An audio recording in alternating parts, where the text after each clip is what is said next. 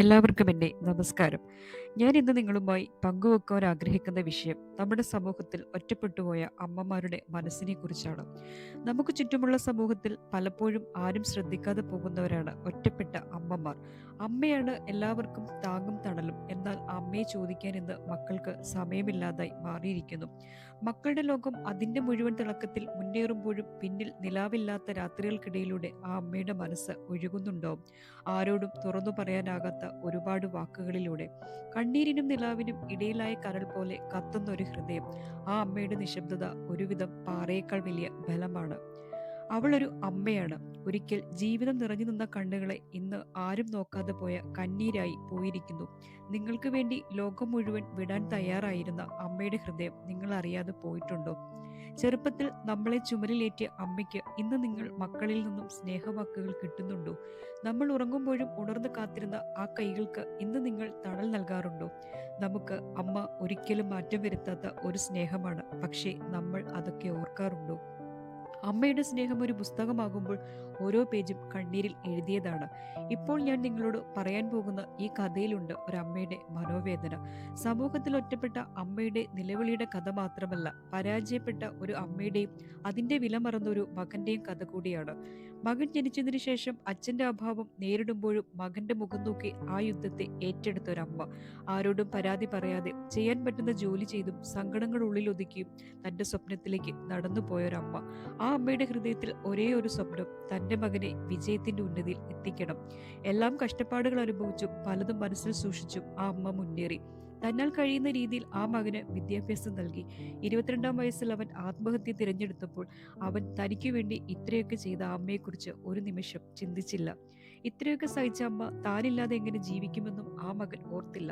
അവസാനം അവൻ എഴുതിയ ആത്മഹത്യാക്കുറിപ്പിൽ അവൻ ഉപയോഗിച്ചതെല്ലാം തന്റെ കൂട്ടുകാർക്ക് കൊടുക്കണമെന്നും തനിക്ക് ആരോടും പിണക്കമില്ലെന്നും താൻ പോകുവാണെന്നും പറഞ്ഞ അവസാനം ഒരു കുറിപ്പ്. അപ്പോഴും സ്വന്തം അമ്മയെക്കുറിച്ച് ഒരു വാക്കുപോലും ആ മകൻ പറഞ്ഞിട്ടില്ല. വീണ്ടും ആ അമ്മയുടെ ജീവിതം ആ മകന്റെ ഓർമ്മകളുടെ താളത്തിലേക്ക്. ആ മകന്റെ മരണം ആ അമ്മയുടെ ഹൃദയത്തെ മാത്രമല്ല, ആ സ്ത്രീത്വത്തെ തന്നെ ശൂന്യമാക്കിയിരിക്കുന്നു.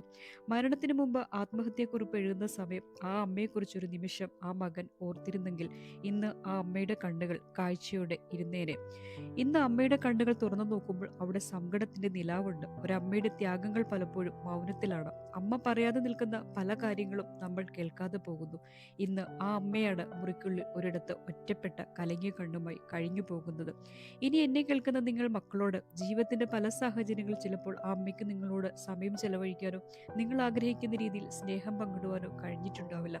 പക്ഷേ ആ അമ്മയുടെ മനസ്സ് മുഴുവൻ നിങ്ങളോടുള്ള സ്നേഹവും പ്രതീക്ഷയുമാണ്. നിങ്ങൾക്കുള്ള വിഷമം എന്ത് തന്നെയായാലും അമ്മയോട് തുറന്നു പറഞ്ഞാൽ മറ്റാരേക്കാളും ആ ഒരു പ്രശ്നത്തിന് പരിഹാരം തരാൻ അമ്മയോളം മറ്റാരുമില്ലെന്ന് ഓർക്കുക. കാരണം നിങ്ങളില്ലാത്തൊരു ലോകത്തെക്കുറിച്ച് ചിന്തിക്കുവാൻ ആ അമ്മയ്ക്ക് കഴിയില്ല. ഞാൻ നിങ്ങളോട് ഈ പങ്കുവച്ചത് അടുത്തിടെ നമ്മുടെ ഇടയിൽ നടന്നൊരു സംഭവം മാത്രമാണ്. നമ്മുടെ മക്കൾ അവർ പോലും അറിയാതെ പലതരത്തിലുള്ള മയക്കുമരുന്നിനും ലഹരി വസ്തുക്കൾ പോലെയുള്ള ചതിക്കുഴികൾ വീഴുന്ന ഒരു കാലഘട്ടത്തിലൂടെയാണ് കടന്നു പോകുന്നത്. ഈ മയക്കുമരുന്നുകളുടെ വ്യാപ്തി എന്തെന്ന് പോലും അറിയാത്തൊരു പുതുതലമുറ വളർന്നു വരുന്നുണ്ട്.